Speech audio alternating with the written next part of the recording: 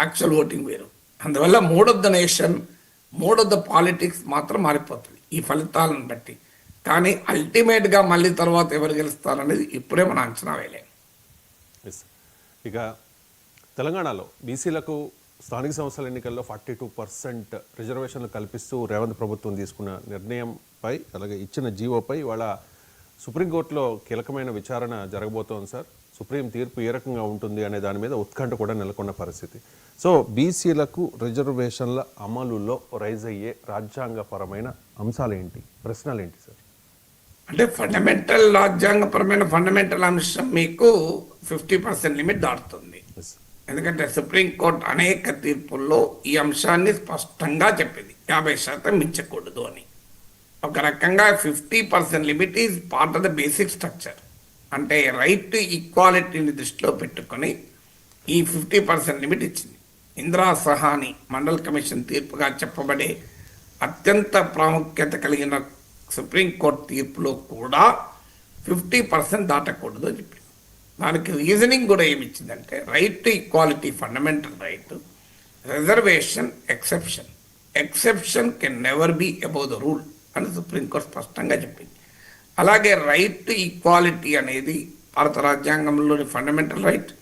Right to affirmative action, రిజర్వేషన్ల రూపంలో సానుకూల చర్యలు రాజ్యాంగం అంగీకరించింది. దీన్నే పాజిటివ్ డిస్క్రిమినేషన్ అంటారు రాజ్యాంగ పరిభాషలో. సానుకూల వివక్ష, వివక్ష చూపడానికి వీల్లేదు. మన రాజ్యాంగం కులం, మతం, ప్రాంతం, భాష, కలర్, జెండర్ దేని ఆధారంగా కూడా వివక్ష చూపరాదు.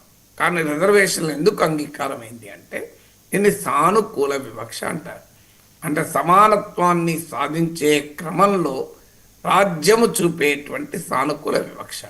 ఇక మూడవది భారత రాజ్యాంగంలోనే efficiency in public administration disturb కాకూడదని కూడా చెప్పింది. ఈ మూడు కంపీటింగ్ కాన్స్టిట్యూషనల్ ప్రొవిజన్స్ను బ్యాలెన్స్ చేయాలి అంటే టోటల్ రిజర్వేషన్లు 50% దాటకూడదు. ఇది సుప్రీంకోర్టు తీర్పు. బీసీల జనాభా 50% ఎబవ్ ఉంది కదా అంటే ఈవెన్ ఇందిరా సహాని వర్డిక్ట్ వచ్చినప్పుడు మండల్ కమిషన్ అనంతరం మండల్ కమిషన్ ప్రకారం కూడా 52% బీసీల జనాభా, కానీ సగమే ఇచ్చారు రిజర్వేషన్లు. కారణం ఏంటంటే ఇందిరా సహాని కేసులో సుప్రీంకోర్టు స్పష్టంగా చెప్పింది reservations are not proportionate to the population, they are adequate అన్నది. ఎస్సీ ఎస్టీ రిజర్వేషన్లకు ఇతర రిజర్వేషన్లకు ఉన్న మౌలిక తేడా ఇది. రాజ్యాంగాన్ని మార్చి ఎస్సీ ఎస్టీ రిజర్వేషన్ల లాగా ప్రపోర్షనేట్ టు పాపులేషన్ చేసి దాన్ని సుప్రీంకోర్టు అంగీకరిస్తే వేరే విషయం. ఇప్పుడున్న కాన్స్టిట్యూషనల్ పొజిషన్ అయితే రిజర్వేషన్స్ ఆర్ నాట్ ప్రపోర్షనేట్ అంటే జనాభాకు దామాషా పద్ధతిలో ఉండవు. రిజర్వేషన్లో చాలినంత అడిక్వేట్ రిప్రజెంటేషన్ ఉండేలా చూస్తారు. అందువల్ల మా బీసీల జనాభా ఎక్కువ కనుక 42% ఇవ్వచ్చు అంటే అంగీకరించారు. అయితే అదే సమయంలో ఇందిరా సహాని వర్డిక్ట్లో ఒక వెసులుబాటు ఉంది. A special case has to be made out అన్నది. అంటే ఒక ప్రత్యేకమైన పరిస్థితుల్లో 50% పరిమితిని బ్రీచ్ చేయవచ్చు. మీకు ఉదాహరణకు 90% గిరిజన జనాభా ఉంటుంది, ఏం చేస్తాను? సో అలాంటి ప్రత్యేకమైన కేసు మాదని తెలంగాణ వాదిస్తుంది. మా దగ్గర బీసీల జనాభా ఎక్కువనే, కానీ అది నిలబడుతుందా అనేది క్వశ్చన్. ఎందుకంటే తెలంగాణలో ఎక్కువే, దేశంలో కూడా ఎక్కువే. దేశంలో కూడా బీసీల జనాభా 52%. సో అదొక ముఖ్యమైన సమస్య. తెలంగాణ జరిపినటువంటి సర్వే ఆధారంగా మేము క్యాస్ట్ సర్వే ఆధారంగా ఈ కంక్లూజన్కి వచ్చామని చెప్తోంది.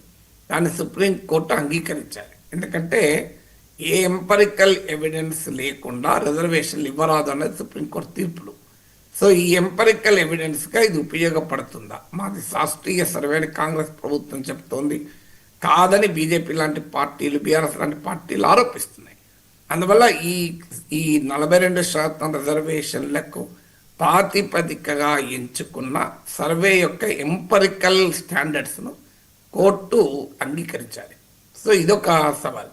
అందువల్ల ఈ అన్నిటికన్నా ముఖ్యమైన సవాల్ నేను చెప్పింది 50% లిమిటే. అయితే తమిళనాడు రిజర్వేషన్ ఫార్ములా ఉంది కదా అని నేను చాలాసార్లు చెప్పాను. తమిళనాడు రిజర్వేషన్ చట్టాన్ని రాజ్యాంగ 9th షెడ్యూల్లో చేర్చారు. కానీ ఇప్పుడు తెలంగాణ చట్టాన్ని రాజ్యాంగ 9 షెడ్యూల్ చేర్చాలంటే పార్లమెంట్ చేర్చాలి. అయినా సుప్రీంకోర్టు తీర్పు ఉంది. రాజ్యాంగ 9వ షెడ్యూల్లో చేర్చిన తిరిగి అది గనక రాజ్యాంగ మౌలిక స్వరూపానికి విరుద్ధమైతే, if it contradict the basic structure of the constitution, even if it is included in the 9th schedule of the constitution, it is still a subject of judicial review అని సుప్రీంకోర్టు తీర్పు చెప్పింది. సో అందువల్ల చాలా కీలకమైన రాజ్యాంగపరమైన అంశాలు ఉన్నాయి. ప్రభుత్వానికి కూడా అనుమానం ఉన్నట్టుంది. అందుకే ఇవాళ పత్రికలో వచ్చింది, ఒకవేళ ఇది కానీ సుప్రీంకోర్టులో నిలవకపోతే పార్టీ ప్రాతిపదికగా రిజర్వేషన్లు ఇస్తామని కూడా కాంగ్రెస్ పార్టీ ఇండికేషన్ ఫీలర్ ఇచ్చింది. అంటే ఏంటి, ప్రభుత్వం ఒకవైపు 2 వార్తలను ఇవాళ పత్రికలు చూడండి. Yes. బట్టి విక్రమార్క, పొన్నం ప్రభాకర్, వాకంటి శ్రీహరి హుటాహుటిన ముఖ్యమంత్రి ఆదేశం మేరకు ఢిల్లీ వెళ్లారు, న్యాయ నిపుణులతో చర్చిస్తున్నారు, అభిషేక్ సింగ్ మాన్వీతో ఇతర అడ్వకేట్లతో రేవంత్ రెడ్డి మాట్లాడారు వచ్చింది. మరోవైపు ఒకవేళ సుప్రీంకోర్టులో నిలవకపోతే పార్టీ తరఫున ఇస్తామని కూడా ఉంది. రెండెందుకు ఉన్నాయి? ప్రభుత్వానికి కూడా అనుమానం ఉంది. అయితే మా ప్రయత్నంలో లోపం లేదు అని కాంగ్రెస్ పార్టీ చెప్పదలుచుకుంది. ఇక సుప్రీంకోర్టు ఆపితే మేమేం చేయగలం, ఆపింది మళ్ళీ ప్రతిపక్షాలు అని చెప్పి అటాక్ కూడా చేస్తానికి అవకాశం ఉంటుంది. అందువల్ల కాన్స్టిట్యూషనల్ టెస్ట్ కన్నా కూడా లాయాలిటీ టెస్ట్, బీసీల పట్ల ఎవరికి నిబద్ధత ఉంది అనే పరీక్షలో నెగ్గటానికి కాంగ్రెస్ ప్రభుత్వము ఇతర పార్టీలు ప్రయత్నం చేస్తున్నాయి. అందువల్ల సుప్రీంకోర్టులో నెగ్గుతుందా లేదా అనేది ఒక క్వశ్చన్ అయితే, ప్రజా కోర్టులో నిబద్ధ లాయాలిటీ టెస్ట్లో ఎవరు నెగ్గుతారనేది కూడా మరో క్వశ్చన్ అవుతుంది. సార్, కాంగ్రెస్ నాయకులు